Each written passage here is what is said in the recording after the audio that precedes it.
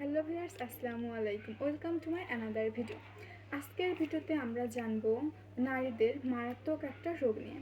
I hope আপনারা guess করতে পারতেছেন আমি কোন রোগের কথা বলতেছি, যেটা ডে বাই ডে আমাদের দেশে বা পুরো বিশ্বে অনেক বেশি পরিমাণ ছড়িয়ে পড়তেছে। হ্যাঁ, আমি বলতেছি স্তন ক্যান্সারের কথা।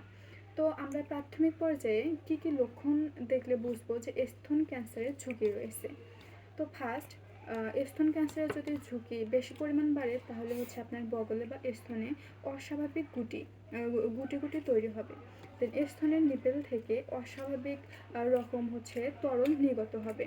দেন স্তনে হচ্ছে ভাঁজ পড়বে বা স্তনের আকার অস্বাভাবিক হয়ে যাবে আর কি।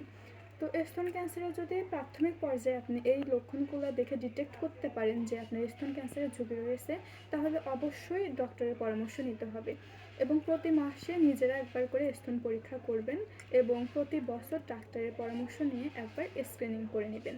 তাহলে এই যে স্তন যে ক্যান্সারের পরিমাণটা কমে যাবে। ধন্যবাদ।